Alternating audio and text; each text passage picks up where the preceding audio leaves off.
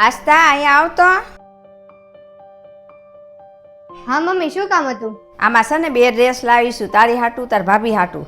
તને ગમે એ તું રાખજે, તાર ભાભીને ગમે એ રાખે. અને 2 છે ને સેટ લાવીશું, બેયને ગમે ને એવા 2 લઈ લેજો. હાલે મમ્મી, તું અચાનક કેમ અમારા બે માટે ડ્રેસ ને આ સેટ લાવી? એ ડ્રેસ અને સેટ છે ને આપણે લગ્નમાં જવાનું છે ને એટલે હું લાવીશું.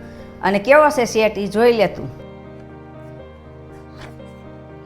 અરે વાહ મમ્મી, સેટ તો બહુ મસ્ત છે. અને તું ભાભી માટે આ મોતીવાળો સેટ લાવી? તને ખબર છે ભાભીને મોતીવાળો સેટ બહુ ગમે છે. હા મને ખબર છે, તાર ભાભીને મોતીવાળો સેટ બહુ ગમે છે ને એટલે જ હું લાવીશું. પહેરશે ને તો કેવો સારો લાગશે. મમ્મી, ઈ બધું તો ઠીક છે, પણ તું ભાભી માટે કેમ લાવી? મારી માટે તો લાવે જ છો તું, પણ આ વખતે તું ભાભી માટે પણ લાવી?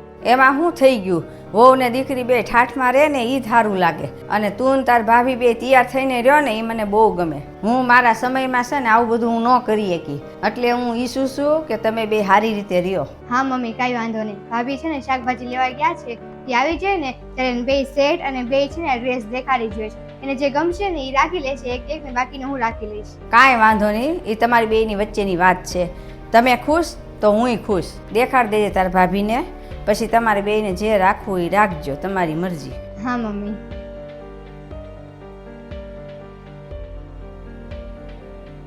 મમ્મી, આ દીદી કેમ તમારી સાથે આવો વ્યવહાર કરે છે? પહેલા તે તમને બહુ સાચવતા હતા, બહુ સારો વ્યવહાર કરતા હતા તમારી સાથે. હમણાં એમને શું થઈ ગયું છે? એમને વાંધો શું છે?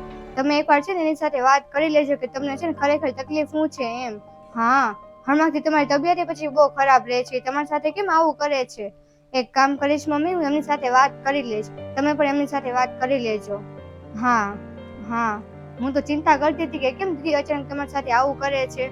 હા, એ હું વાત કરી લઈશ એમની સાથે, તમે વાત કરી લેજો. હા, મૂકું. હું છું આસ્તા, આટલી બધી ટેન્શનમાં કેમ લાગે છો? તારા સાસરે કાંઈ થયું છે?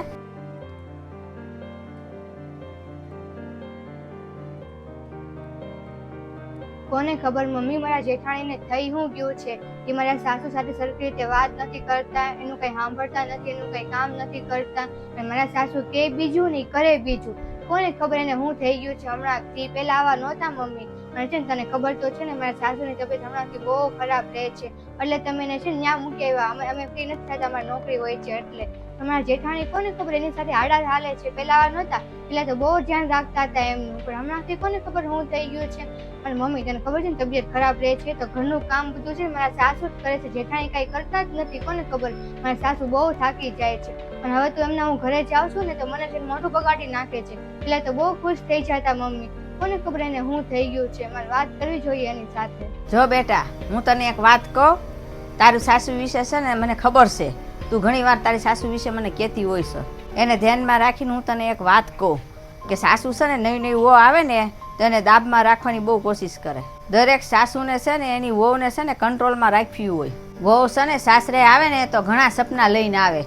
એને ફરવા જવું હોય, ખાવા પીવાનો શોખ હોય, બધો શોખ હોય. અમે સાસુઓ પણ છે ને શું કરીએ ખબર છે? વારે બધું દબાણ માથે નાખી છીએ કે તારે બોલવાનું નહીં, એટલું બધું ખાવાનું, રાંધવાનું નહીં, આવું નહીં રાંધવાનું, આવું નહીં કરવાનું, બહાર કોઈ યાર બોલવાનું નહીં, બહાર નીકળવાનું નહીં, જોરથી બોલવાનું નહીં, આવા કપડાં નહીં પહેરવાના, અહીં બહાર ઊભું નહીં રહેવાનું, આ જગ્યાએ નહીં જવાનું ને બહુ હસવાનું નહીં. આવી બધી વાતું છે ને વહુના છે ને મનમાં ઘર કરી જાય. તારા સાસુ છે ને એ તારા જેઠાણી ઉપર છે ને નિર્ભર છે, એટલે છે ને એનો ગુસ્સો છે ને એની ઉપર ઉતારે છે. સાચું કહું છું ને હું? મારી વાત યાદ રાખજે. આપણા કરેલા કર્મ છે ને આપણી પાસે જ ફરીને આવે છે. આજની તો આપણને ખબર છે, પણ કાલ સવારે શું થશે આપણું એ ખબર છે કોઈને?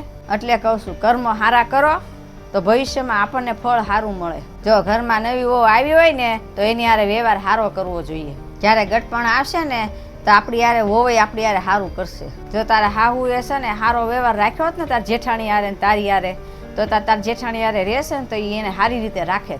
હા મમ્મી, તું સાચું કહે છો. જયારે મારી સાસુની તબિયત છે ને સારી રહેતી હતી ને ત્યારે ઘણું બધું સંભાળી લેતા હતા, બધું ઈ જ કરતા હતા. પણ એ છે ને મારી સાથે મારા જેઠાણી સાથે છે ને સરખી રીતે વાતે નહોતા કરતા. હવે એની તબિયત ખરાબ રહે છે ને તો બધું છે ને મારા જેઠાણીને કરવું પડે છે, બધું ઈ જ કરે છે. હવે એ છે ને મારા સાસુ સાથે સરખી રીતે રહેતા નથી, વાતે નથી કરતા. મમ્મી, હવે છે ને મારા સાસુને છે ને મારી જેઠાણી ઉપર નિર્ભર રહેવું પડે છે. ક્યાંથી સાંભળે? તારી સાસુએ એવું કર્યું છે નવી નવી હતી ત્યારે, તો એ બધી વાત એને યાદ આવે છે. જો એને જમવાનું તારી હાહુને દેતી હશે ને તારી જેઠાણી, તો એ કેટલું બધું સંભળાવતી હશે. હા મમ્મી, તું એકદમ સાચું કહે છો. હા, જેવું તમે આપ્યું હોય એવું તમને મળે ને. હા મમ્મી.